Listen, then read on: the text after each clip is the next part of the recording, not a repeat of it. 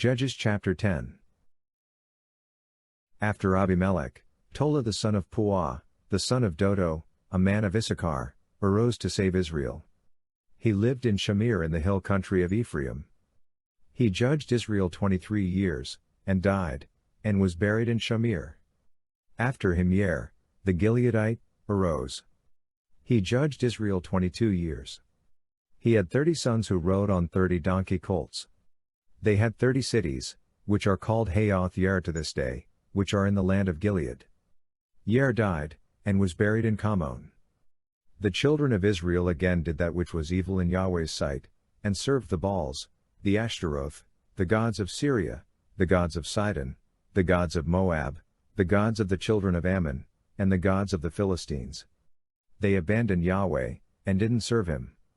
Yahweh's anger burned against Israel, and he sold them into the hand of the Philistines and into the hand of the children of Ammon. They troubled and oppressed the children of Israel that year. For 18 years they oppressed all the children of Israel that were beyond the Jordan in the land of the Amorites, which is in Gilead.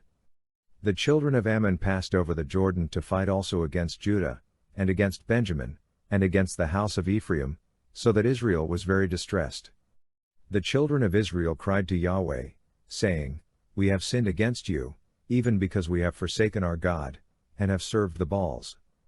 Yahweh said to the children of Israel, Didn't I save you from the Egyptians, and from the Amorites, from the children of Ammon, and from the Philistines? The Sidonians also, and the Amalekites, and the Maonites, oppressed you, and you cried to me, and I saved you out of their hand. Yet you have forsaken me and served other gods. Therefore I will save you no more. Go and cry to the gods which you have chosen. Let them save you in the time of your distress. The children of Israel said to Yahweh, We have sinned. Do to us whatever seems good to you, only deliver us, please, today. They put away the foreign gods from among them and served Yahweh, and his soul was grieved for the misery of Israel. Then the children of Ammon were gathered together and encamped in Gilead. The children of Israel assembled themselves together and encamped in Mizpah. The people, the princes of Gilead, said to one another, Who is the man who will begin to fight against the children of Ammon? He shall be head over all the inhabitants of Gilead. Judges chapter 11. Now Jephthah the Gileadite was a mighty man of valor. He was the son of a prostitute. Gilead became the father of Jephthah. Gilead's wife bore him sons. When his wife's sons grew up, they drove Jephthah out and said to him, You will not inherit in our father's house, for you are the son of another woman. Then Jephthah fled from his brothers and lived in the land of Tob. Outlaws joined up with Jephthah, and they went out with him. After a while, the children of Ammon made war against Israel. When the children of Ammon made war against Israel, the elders of Gilead went to get Jephthah out of the land of Tob. They said to Jephthah, Come and be our chief, that we may fight with the children of Ammon. Jephthah said to the elders of Gilead, Didn't you hate me, and drive me out of my father's house? Why have you come to me now when you are in distress? The elders of Gilead said to Jephthah, Therefore we have turned again to you now, that you may go with us and fight with the children of Ammon. You will be our head over all the inhabitants of Gilead. Jephthah said to the elders of Gilead, If you bring me home again to fight with the children of Ammon, and Yahweh delivers them before me, will I be your head? The elders of Gilead said to Jephthah, Yahweh will be witness between us. Surely we will do what you say. Then Jephthah went with the elders of Gilead, and the people made him head and chief over them. Jephthah spoke all his words before Yahweh in Mizpah. Jephthah sent messengers to the king of the children of Ammon, saying, What do you have to do with me, that you have come to me to fight against my land? The king of the children of Ammon answered the messengers of Jephthah, Because Israel took away my land when he came up out of Egypt, from the Arnon even to the Jabbok, and to the Jordan. Now therefore restore that territory again peaceably. Jephthah sent messengers again to the king of the children of Ammon, and he said to him, Jephthah says, Israel didn't take away the land of Moab, nor the land of the children of Ammon, but when they came up from Egypt, and Israel went through the wilderness to the Red Sea, and came to Kadesh, then Israel sent messengers to the king of Edom, saying, Please let me pass through your land, but the king of Edom didn't listen. In the same way, he sent to the king of Moab, but he refused, So Israel stayed in Kadesh.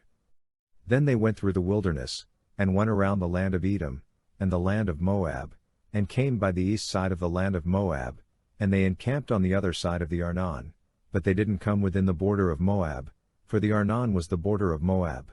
Israel sent messengers to Sihon king of the Amorites, the king of Heshbon, and Israel said to him, Please let us pass through your land to my place. But Sihon didn't trust Israel to pass through his border, but Sihon gathered all his people together, and encamped in Jahaz, and fought against Israel. Yahweh, the God of Israel, delivered Sihon and all his people into the hand of Israel, and they struck them. So Israel possessed all the land of the Amorites, the inhabitants of that country. They possessed all the border of the Amorites, from the Arnon even to the Jabbok, and from the wilderness even to the Jordan. So now Yahweh, the God of Israel, has dispossessed the Amorites from before his people Israel, and should you possess them? Won't you possess that which Chemosh your God gives you to possess? So whoever Yahweh our God has dispossessed from before us, them will we possess. Now are you anything better than Balak the son of Zippor, king of Moab? Did he ever strive against Israel, or did he ever fight against them? Israel lived in Heshbon and its towns, and in Aroer and its towns, and in all the cities that are along the side of the Arnon for 300 years. Why didn't you recover them within that time? Therefore I have not sinned against you, but you do me wrong to war against me. May Yahweh the judge be judged today between the children of Israel and the children of Ammon. However, the king of the children of Ammon didn't listen to the words of Jephthah which he sent him.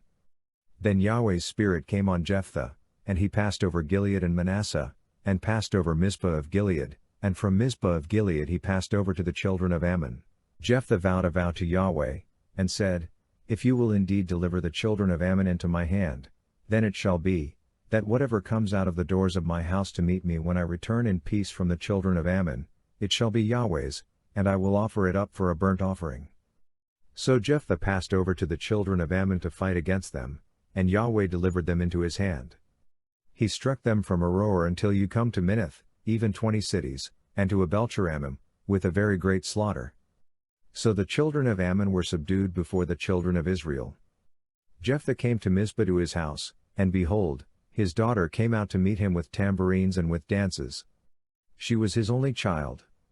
Besides her he had neither son nor daughter. When he saw her, he tore his clothes, and said, Alas, my daughter! You have brought me very low, and you are one of those who trouble me, for I have opened my mouth to Yahweh, and I can't go back. She said to him, My father, you have opened your mouth to Yahweh, do to me according to that which has proceeded out of your mouth, because Yahweh has taken vengeance for you on your enemies, even on the children of Ammon. Then she said to her father, Let this thing be done for me. Leave me alone 2 months, that I may depart and go down on the mountains, and bewail my virginity, I and my companions. He said, Go. He sent her away for 2 months, and she departed, she and her companions, and mourned her virginity on the mountains. At the end of 2 months, she returned to her father, who did with her according to his vow which he had vowed. She was a virgin. It became a custom in Israel that the daughters of Israel went yearly to celebrate the daughter of Jephthah the Gileadite 4 days in a year. Judges chapter 12. The men of Ephraim were gathered together, and passed northward, and they said to Jephthah, Why did you pass over to fight against the children of Ammon, and didn't call us to go with you? We will burn your house around you with fire. Jephthah said to them, I and my people were at great strife with the children of Ammon, and when I called you, you didn't save me out of their hand. When I saw that you didn't save me, I put my life in my hand, and passed over against the children of Ammon, and Yahweh delivered them into my hand. Why then have you come up to me today, to fight against me? Then Jephthah gathered together all the men of Gilead, and fought with Ephraim. The men of Gilead struck Ephraim, because they said, You are fugitives of Ephraim, you Gileadites, in the middle of Ephraim, and in the middle of Manasseh. The Gileadites took the fords of the Jordan against the Ephraimites. Whenever a fugitive of Ephraim said, Let me go over, the men of Gilead said to him, Are you an Ephraimite? If he said, No, then they said to him, Now say Shibboleth, and he said Sibboleth, for he couldn't manage to pronounce it correctly. Then they seized him and killed him at the fords of the Jordan. At that time, 42,000 of Ephraim fell. Jephthah judged Israel 6 years. Then Jephthah the Gileadite died, and was buried in the cities of Gilead. After him Ibzan of Bethlehem judged Israel. He had 30 sons. He sent his 30 daughters outside his clan, and he brought in 30 daughters from outside his clan for his sons. He judged Israel 7 years. Ibzan died, and was buried at Bethlehem. After him, Elon the Zebulunite judged Israel, and he judged Israel 10 years. Elon the Zebulunite died, and was buried in Ayalon in the land of Zebulun. After him, Abdon the son of Hillel the Pirathonite judged Israel. He had 40 sons and 30 sons who rode on 70 donkey colts. He judged Israel 8 years. Abdon the son of Hillel the Pirathonite died, and was buried in Pirathon in the land of Ephraim, in the hill country of the Amalekites.